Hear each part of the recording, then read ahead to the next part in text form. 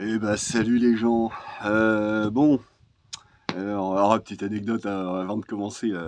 Ce matin, ma mère qui me dit, en rentrant dans le salon, parce que j'étais en train de bosser comme ça, j'avais le truc dans les cheveux, la mèche sur le côté comme ça, et puis elle me dit, oh, on dirait la jeune fille la perle. Bon, bref. Moi, ça me fait marrer parce que, bon, bon, quoi, ça fait pédé, j'en ai rien à foutre. Hein, comment ça, je ressemble à un homme? Ben oui, j'ai la barbe. Mais qui vous a dit que j'étais un homme? Ah merde, non, c'est vrai, je m'invente pas des vies, moi. Excusez-moi, je pars en sucette. Non, mais par contre, j'en reparlerai peut-être bien. Oh, bah oui, obligé, j'en reparlerai un jour de ça. Non, parce que franchement, les gens, ils aiment trop s'inventer une vie, hein, putain. Et c'est pas forcément les gens les plus intéressants, en définitive. C'est surtout les gens, ils aiment s'inventer une vie pour se donner de la prestance. Bouffon. Bref, rien à foutre. Non, non, alors, j'ai failli faire une vidéo aujourd'hui en réponse à un mec qui me demandait ce que j'avais contre les paysans, enfin, ces pauvres gens. Bien évidemment, pour ceux qui me suivent depuis déjà quelques temps, là, que je raconte un peu toutes mes conneries, j'espère quand même que vous comprenez bien que je mets pas non plus tout le monde dans le même panier, hein. Alors que bien sûr que je peux avoir la dent dure et d'ailleurs, petite anecdote, j'en avais déjà parlé une fois dans une précédente vidéo, des paysans sympathiques qui habitent pas loin de chez moi, avec qui, bah, quand je pars en rando, qui me voient avec mon sac sur le dos, oh tiens, salut, quand je passe devant chez eux, et puis on passe une demi-heure à discuter, alors que c'est juste à côté de chez moi, donc du coup ça fait que je prends du retard sur moi. Ouais, bref. Et du coup, les mecs super sympas qui ont fini par apprendre en tombant sur mes vidéos. Ah bah oui, parce que je leur avais donné l'adresse de ma chaîne, qui avaient vu que en fait c'était moi qui avais construit une cabane dans des bois qui leur appartiennent. Ah oui, oh, trop bien, la cabane et tout, tu viens quand tu veux, machin. Et puis qui m'avait dit, oh dis donc, t'as la dent dure avec les paysans, parce que je sais plus ce que j'avais dû raconter encore comme connerie. Mais en fait, les mecs, ils l'avaient super bien pris. Ah, bah, parce que dans ce même état d'esprit de savoir se remettre en question aussi. C'est qu'ils se sentent pas visés eux individuellement, mais ils savent très bien qu'il y a un putain de problème aussi dans le monde paysan. C'est trop compliqué, trop... J'en reparlerai. J'ai commencé à me faire mes petites notes sur mon petit calepin pour mettre au point les idées que je voulais exprimer à ce sujet. J'en reparlerai. Et encore une fois, merci à eux d'être sympathiques. Franchement, voilà. C'est comme ça que les rapports devraient se faire. Que oui, on peut s'engueuler, oui, on peut se dire des trucs. Débattre, ça sert à éviter de se battre, comme dirait monsieur Étienne Klein. Monsieur, merci monsieur. Bref, non, non, non, c'était pas pour ça, c'était pas de ça dont je voulais parler, parce que malheureusement, sur la vidéo que j'ai postée hier, un sujet où j'évoquais simplement ce que je peux penser de certains aspects du monde paysan. Et comme je le disais avec ma verve et mon langage fleuri, y en a un qui commençait un petit peu à monter sur ses grands chevaux. Oh, pas bien méchamment. Mais quand même, j'ai senti que ça avait tiqué. Alors je lui ai répondu, j'ai pris le temps de lui répondre, de lui faire une vraie belle réponse, hein, construite. Je pouvais pas me permettre de tout évoquer parce que voilà, trop long, je préfère le faire en vidéo, ça sera plus utile pour tout le monde, puisque bon, à part celui éventuellement qui peut lire mon commentaire, tout le monde lit pas tous les commentaires et pas forcément les miens non plus en particulier. Donc voilà. Je lui répondrai une prochaine fois à ce gars. Enfin, pour vous tous, puisque finalement, lui, j'avais commencé de lui répondre. Il n'a pas répondu à son tour, donc bon, je présume qu'il va certainement pas s'abonner à la chaîne et regarder mes prochaines vidéos. Donc de ce fait, voilà, ça sert à rien que je me casse le cul à vouloir absolument lui répondre aujourd'hui pour lui expliquer tout ça, alors que bon, il la verra pas la vidéo, donc bon, rien à foutre en fait. Si à la limite, réponds-moi aux commentaires que je t'ai laissé hier et bah, peut-être que demain je te répondrai. Non, non, enfin bon, je sais pas quand est-ce que je ferai la vidéo concernant tout ça, j'en parlerai, ça viendra. Non, mais là, par contre, justement, parce que ça me fait plus plaisir de faire une vidéo pour, en réponse à quelqu'un qui va être sympa, qui va se poser des questions par rapport à ce que je vous raconte dans mes vidéos, quoi. Donc il y en a un qui a tiqué sur comment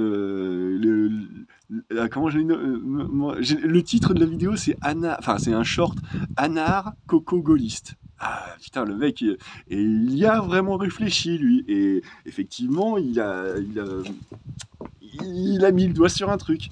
Alors c'est vrai que j'avais pas forcément comment dire, anticiper le côté souverainiste dans le sujet, enfin en disant ça, mais effectivement, bien sûr, ça en fait partie, ouais, carrément. Alors, bon, qu'est-ce que j'entends par anarcho-gaulliste? Donc, comme j'ai dit, moi, politiquement, j'aurais tendance à me situer du côté communiste de la force, hein, parce que bah, il me semble quand même que c'est des valeurs morales assez fortes, qui sont non plus pour l'exploitation des plus faibles et des plus pauvres, par les plus riches, pour se devenir encore plus riches, et pour pouvoir devenir le plus riche du cimetière, pendant que tous les autres, ils peuvent bien crever, qu'est-ce qu'on en a à foutre? C'est ça à la base, hein, le communisme. Hein. À la base, hein, avant que ça devienne Staline, Mao Tse-Dong, Pol Pot et tous ces gros sacs à merde d'enfoirés de fils de pute de l'histoire. Non, non, le communisme à la base. Tiens, d'ailleurs, justement, petite parenthèse encore, c'est pas de moi, hein, mais en y réfléchissant bien, vous savez, ce mec, sans être chrétien, ou en tout cas pas m'en revendiquer, j'admire beaucoup Jésus. Il y en a qui ont dit que c'était le premier communiste de l'histoire. Je trouve ça pertinent, moi. Hein. Alors bon, même si on peut dire que, si ça se trouve, peut-être bien que Jésus, il s'était inspiré d'un Socrate. Hein. En tout cas, il y a des ressemblances. Hein. Enfin bon, bref. C'était la petite parenthèse impromptue. Non, et donc ouais, effectivement, qu'est-ce que je disais que communiste, ouais, c'est quand même bien la mouvance politique dont moi je me revendique à la base. J'ai jamais pris ma carte du parti. Et alors là, c'est clair que maintenant que j'ai un petit peu plus de plomb dans la tête, c'est même pas envisageable qu'un jour je la prenne. Hein. Non, non, sans déconner, non. Hein. Anarchiste, ouais, je l'expliquais vaguement hier, ouais, je me ressens bien dans cette mouvance-là aussi, parce que, comme je disais, j'ai pas besoin d'avoir un flic derrière mon cul pour me dire qu'il faut pas que j'aille voler le sac de la petite vieille que je croise dans la rue. Voilà, ce genre de choses.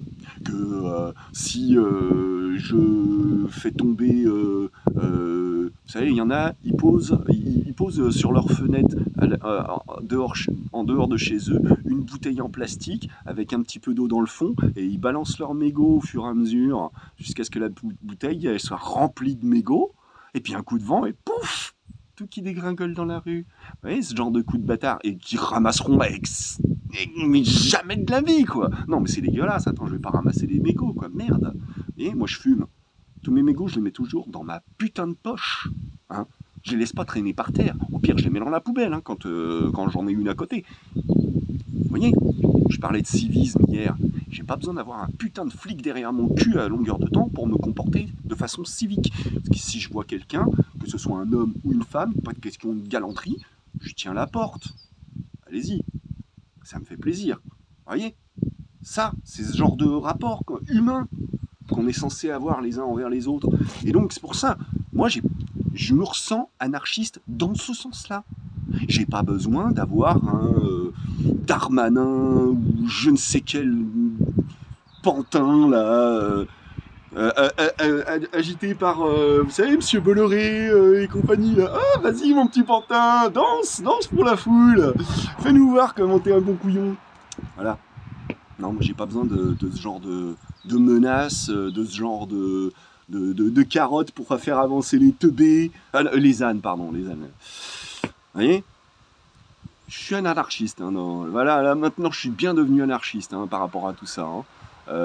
Moi, justement, hein, quand je vois un petit peu les saloperies que les mercenaires de la République ils sont capables de faire parce que, bah, pour se venger de leur petite vie de merde, parce que c'est des individus comme les autres, hein, c'est des gens, hein, eux aussi, hein, et que, bon, bah, si on leur dit, vas-y, balance des lacrymos dans la foule, vas-y, lâche-toi, fais-toi plaisir, tu shoot in the head, là, pour, headshot, hein, comme ils disent dans les jeux vidéo, pour dire que, voilà, parce qu'il y a monsieur le préfet qui va leur avoir donné l'autorisation, voilà. Moi, ça, je trouve ça dégueulasse. Comment ces gens-là qui sont censés nous faire respecter l'ordre et la sécurité, en vrai, mais c'est le bras armé de l'injustice, comme je dis tout le temps. Hein? Faudra que je revienne là-dessus un jour. J'y reviendrai, j'y reviendrai. Non. Alors, donc, communiste, ok. Le côté on partage équitablement les uns les autres, on se déchire les uns les autres, les uns pour les autres, voilà, pour rendre le monde meilleur. Communiste. Anarchiste, je l'ai dit aussi, voilà, le côté c'est bon, j'ai pas besoin d'avoir un flic derrière mon cul pour me dire quoi faire. Ok. Et mais pas, alors, faut pas confondre anarchiste et libéral. Hein. Oula, libéral. Je voudrais pas me mettre à raconter des conneries, donc je veux pas déblatérer sur le côté libéral.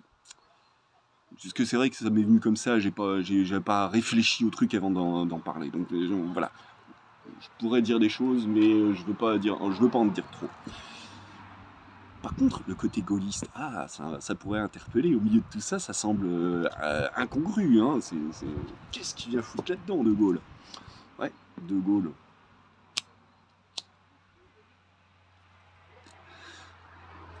Pourquoi ce mec-là, il a été si influent dans... Et pourquoi est-ce qu'il a été tant aimé du temps où il était là? Pourquoi est-ce qu'il a été détesté aussi, hein? Ça, il faudrait peut-être se poser la question. Pourquoi est-ce qu'il a été tant détesté? Je dirais probablement pour la même raison que bien des gens crachent sur Jésus parce qu'ils le confondent avec la religion chrétienne. Parce que c'est toujours bien d'avoir un ennemi, hein, un ennemi identifiable. Bon, je crois que je vais être obligé de m'arrêter parce qu'il y a un mec qui cause là. Non, ça va, il va dans l'autre sens. En même temps, il parle pas si fort ça. Les camions font plus de bruit. Mais ouais, enfin. Donc là, effectivement, le côté souverainiste que j'avais pas envisagé comme ça en tant que tel, et qui est, en vrai, carrément tout à fait pertinent par rapport à ce que j'ai envie de dire. Hein. Ouais, carrément. Le souverainisme. Le souverainisme, alors je dirais à la fois national et européen. Mais ça veut pas dire que je suis pour le colonialisme. Et d'ailleurs, petite parenthèse encore, le colonialisme, on a souvent dit ouais, De Gaulle qui voulait pas lâcher l'Algérie, machin. C'est pas exactement comme ça en vrai. Hein. Quand on connaît un peu l'histoire, c'est pas comme ça que ça s'est passé. C'est pas De Gaulle qui voulait pas lâcher l'Algérie. De Gaulle, il est arrivé quand c'était déjà largement la... Enfin, il est revenu au pouvoir, hein, après avoir fondé la 5e et tout ça. Il est revenu au pouvoir, il a été élu président quand c'était...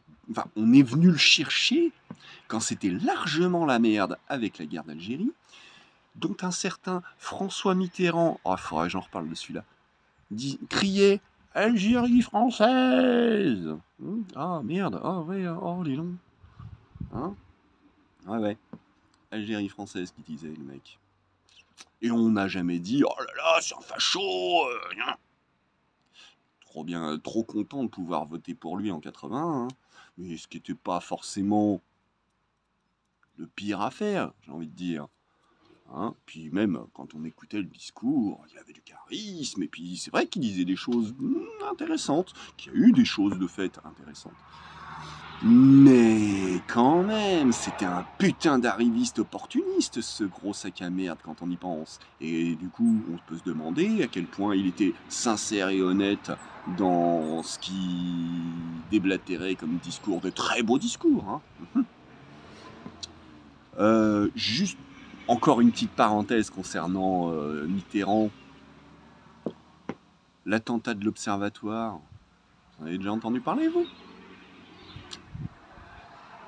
comme il y avait eu l'OAS qui avait fait enfin, qui avait tenté d'assassiner peut-être au moins une fois, mais je me demande si c'était pas même 2 fois, qu'il y a eu 2 tentatives d'assassinat contre De Gaulle. L'attentat du petit Clamart, notamment, hein, avec la fameuse déesse qui lui a sauvé la mise. Et que ça avait fait grimper en flèche sa cote de popularité à De Gaulle. Hein. Et bah, quelques temps plus tard, l'attentat de l'Observatoire, qui était un faux attentat, monté de toutes pièces par Mitterrand pour essayer de... Hein, vous savez, un de ces... Mitterrand, comment dire, j'en parlais hier, je ne sais plus si c'était en commentaire ou si c'est dans une vidéo, que c'était quand même un résistant de la dernière heure. Hein. Oh oui, il s'est fait passer pour un super résistant et machin. Hein. En fait, il était quand même, avant de devenir le patron du Parti Socialiste, il était quand même bien à droite, hein. Bien à droite, hein. Pour autant que je sache, hein. Je suis pas non plus historien, hein, mais pour autant que je sache. Bon, bref, c'était pas pour parler de ce fâcheux que je voulais m'exprimer là tout de suite. Non, c'est pour le côté, justement, gaulliste. Parce que lui, c'était un homme respectable, hein, malgré tout ce qu'on a pu cracher sur lui. Hein. Vous en avez connu beaucoup, vous, des présidents de la République française. Hein, je me limite à ça. Qui payaient leurs factures à l'Élysée. Qui payaient l'électricité, le gaz, l'eau, tout ça. Il y en a eu beaucoup, d'après vous? Parce que moi, à ma connaissance, c'est le seul. Hein. Eh ouais. Oh, De Gaulle, la vieille France, Riac, machin. Alors, mai 68, j'ai d'une certaine façon beaucoup d'admiration pour ce qui a pu se passer pendant ces années-là.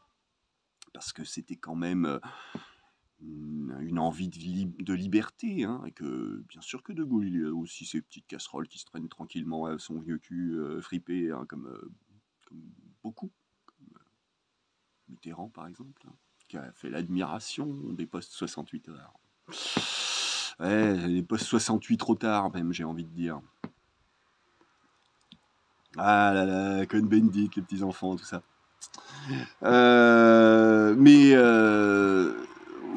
il se trouve quand même que ce grand Charles, bah, c'est quand même bien un petit peu lui qui a redressé la France pendant les fameuses 30 glorieuses. Hein. Il y a quand même vachement participé.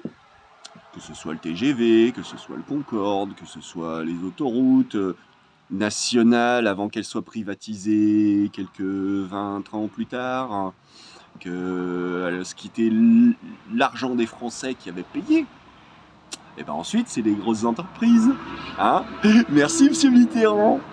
Oui, parce que je crois que c'est un petit peu près à ce moment-là que ça s'est fait, hein, voilà, la nationale, la privatisation de tout ça. Voilà. Donc, ce qui a été payé par les impôts de vos parents et grands-parents,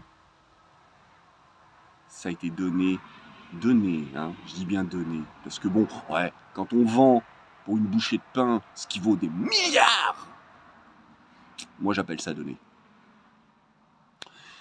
Et donc, le grand Charles, dont on m'a dit tant de mal, ben en vrai c'était un mec vachement droit dans ses bottes, hein. C'était un mec qui avait quand même des putains de principes moraux, hein. Alors donc oui, comme tout le monde, il a eu ses zones d'ombre, il y a certainement eu des tas d'assassinats et de trucs comme ça. Oui. J'en parlais, je crois, précédemment, que Hollande avait lui-même admis avoir fait assassiner des tas de gens, hein, en tant que président, c'est son bon droit, machin. Et, en vrai, c'est pas le seul, hein. Tous les présidents l'ont fait. Hein. Voilà. Donc, plus charger la barque sur un parce que lui, il n'est pas de notre bord politique ou je sais pas quoi. Et ben voilà, c'est exactement ce que j'essaye de vous dire depuis quelques temps. Toutes ces conneries de vouloir accuser plus l'un que l'autre pour la même chose, et ben c'est du fascisme. Fascisme de droite, fascisme de gauche, c'est la même merde. C'est la même merde. Voilà. Et donc pourquoi, du coup, moi, je me considère d'aucun bord, et presque de tous à la fois, bah, c'est justement à cause de tout ce genre de putain d'hypocrisie de merde. Je veux dire,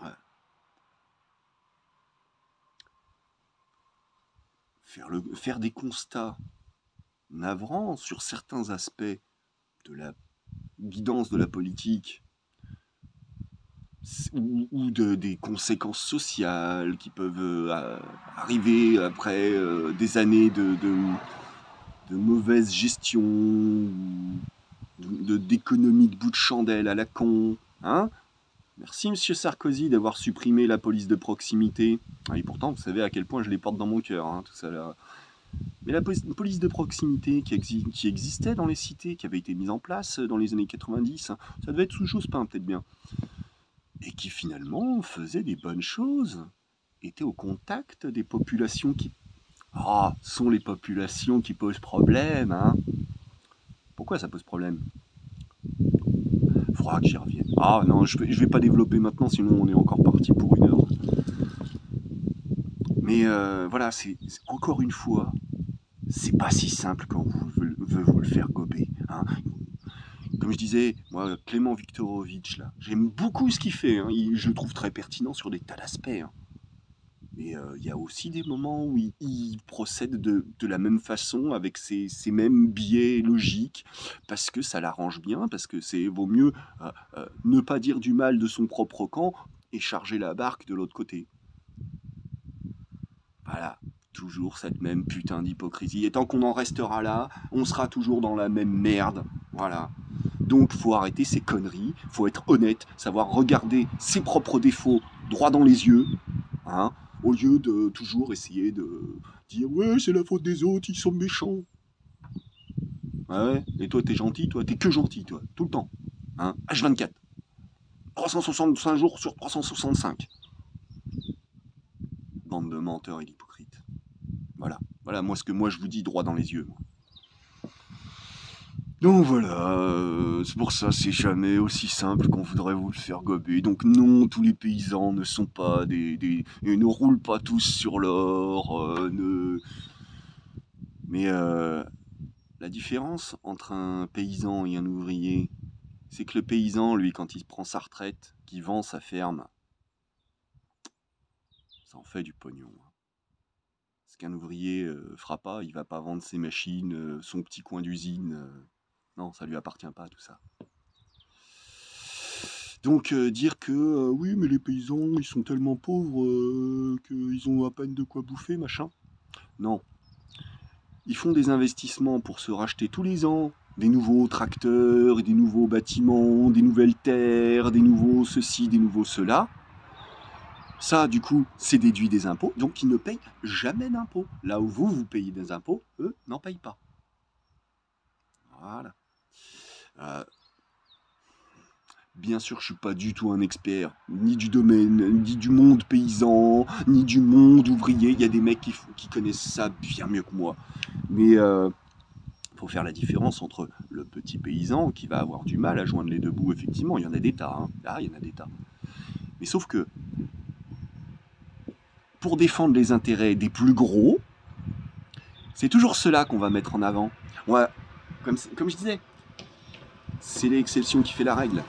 Non, la vraie expression, c'est pas ça. C'est je sais plus comment on dit. C'est l'exception qui confirme la règle. Voilà. En fait, c'est l'exception qui l'a fait, la règle, tout simplement. Moi, c'est comme ça serait plus ma version. Moi. C'est-à-dire que on va mettre en avant, regardez ce pauvre petit paysan, il était tout mignon, tout rikiki, il avait à peine de quoi manger dans sa gamelle, vous auriez pas une petite pièce. Et en fait, tout ça, c'est au profit des lois qu'on veut faire passer pour la FNSEA et tous ces gros syndicats agricoles avec les gros syndicalistes qui s'en mettent plein les fouilles grâce aux cotisations de leurs gros paysans, vous savez, les gros bosserons qui ont 200 hectares et qui font bosser 50 personnes. Ah, ils font bosser du gens, hein. Oh là là, c'est cool, hein. Les mecs qui se font construire une piscine à l'intérieur de leur grange pour pas qu'elle soit vue par satellite, hein, et pour pas avoir à payer d'impôts dessus. Voilà. Toi, ou si tu construis une petite cabane dans ton jardin, ah, elle fait 21 mètres carrés, monsieur, vous nous avez escroqué. Il faut nous payer 15 millions de dollars. Vous savez, voilà, c'est toujours la même chose. Moi, ce qui me révolte, c'est l'injustice. Et quand... Et alors là, je parle du monde paysan, là, tout de suite. Hein. Il y aurait encore d'autres choses à dire là-dessus. Hein. Le trou de la sécu, quand les mecs, ils ont jamais cotisé de leur vie, et que avec l'arrivée de Mitterrand, et ben, on a ouvert la sécu pour eux.